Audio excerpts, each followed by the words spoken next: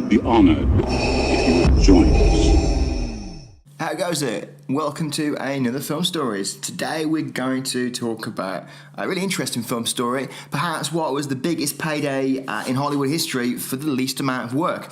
So American Gangster was a 2007 film directed by Ridley Scott ultimately, but the film went through several iterations, one of them being a collaboration between Antoine Fuqua and Denzel Washington. This would have been their second collaboration after Washington won his second Oscar for Training Day, which was of course directed by Antoine Fuqua.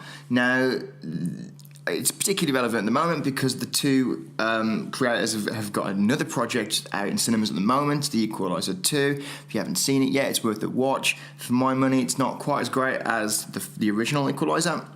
It's a little bit formulaic in its narrative, kind of as if they kind of put the idea through a computer which was programmed to write sequels.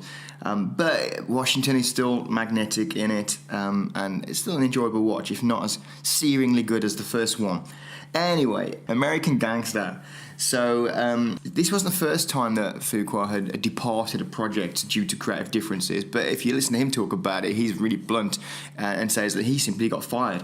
It happened to him first with Entrapment, the Sean Connery and Catherine Zeta-Jones film, which he was slated to direct. But in that film, he came into conflict with the producers and Connery himself, because they were reshaping the film to amplify the romantic angles and play up the romance, whereas Fuqua envisaged it more as a big budget, set-piece action film.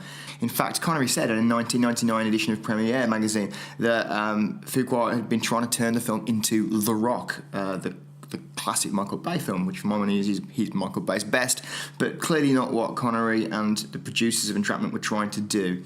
So Fuqua departed that project. He was fired, says he, and so it proved to be again with American Gangster. Again, the creative differences were cited, but again, Fuqua maintains his adamant that he was fired. The project itself had multiple directors attached over its lifetime. Terry George, Hotel Rwanda was slated at one point to do it, with Don Cheadle starring. De Palma was in negotiations, which would have been a mouth-watering prospect, as this was kind of about the stage when he was withdrawing from those big-budget Hollywood movies, not to return. And when Fuqua was brought on board, the film was entitled True Blue, and as far back as 2004, for he was on the press circuit for King Arthur, and he was talking about the film, which was entitled True Blue at that point, with real enthusiasm. But this time, rather than the direction of the film being a problem, as it was with Entrapment, the issue seemed to stem largely from budget. One of the issues was that Fuqua wanted to film the real-life story in New York. After all, it was a real-life story that stemmed from New York, but the studio wanted to film in Toronto to save cash. Eventually, clever use of tax credits meant that they were able to use New York, but it added a further $5 million to the budget. The studio also claims that Fuqua added another $10 million in development costs that weren't a part of the original budget. Although Fuqua disputes this. The original budget was said to be $80 to $83 million, with Universal, the studio who were financing it, arguing that by the time they were ready to shoot, the budget had ballooned up to $100 million. Ready to shoot was a very loose term as well. Universal became quite worried, reportedly, that there was no final script lockdown only a few weeks before the shoot date was set to start. But again, Fuqua has his own version of events with this. The studio were worried that there was no supporting cast locked into place, but Fuqua argues that that's because he was trying to bring in some real heavyweight talent into the supporting roles. He wanted Ray Liotta, John C. Reilly. On the press circuit for King Arthur, he talked about bringing Ray Winstone in, but these actors weren't cheap. Now, for Antoine Fuqua, that was not an issue. Money wasn't really an issue. He talked about American Gangster being his opus. He talked about it as an epic. So I think he really was looking to spend money to make something that would define his career. But Universal clearly didn't back him and didn't see it the same way. And eventually there was a meeting with Stacey Snider, the chairwoman of Universal, in New York, where she pulled the plug. She's gone on record in days since to say that it was one of the hardest decisions that she ever had to make. But we're with Stacey Snider, the chairwoman of Universal, where in New York, where she pulled the plug. She's gone on record in days since to say that it was one of the hardest decisions that she ever had to make.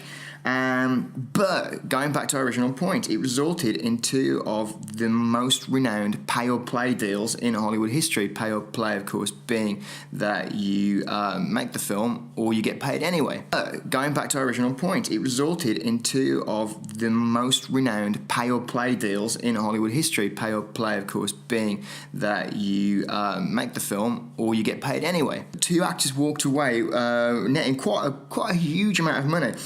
Denzel Washington walked away with a $20 million check without filming a single sequence. And Benicio del Toro, who was originally slated to play the cop who was hunting down Washington's drug dealer, walked away with $5 million. Eventually, Washington would come back and take on the role when Ridley Scott returned and showed an interest. And there were reports that Washington got paid another $20 million for that, but they turned out to be false. So he ended up actually earning that paycheck. Whereas Del Toro didn't return. When Scott was in as director, he wanted Russell Crowe. Crowe wanted to work with Ridley Scott because the work they did on Gladiator. So it meant that Del Toro got to walk away and embark on other projects with a $5 million check in his pocket without ever shooting a single scene. Of course, Scott ended up getting everything that Fuqua wanted and was prepared to be fired for. He got to film in New York. He got a relatively starry supporting cast. Josh Brolin was brought in, Cuba Gooding Jr.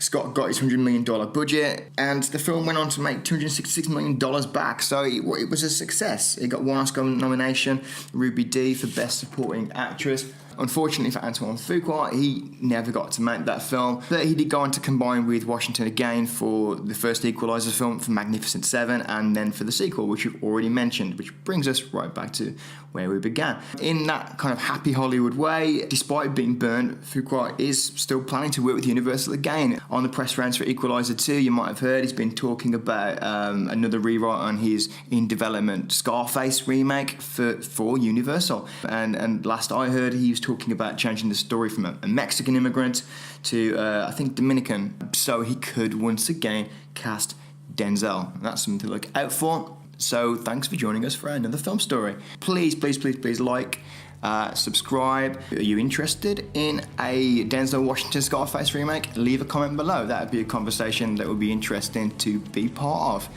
See you soon.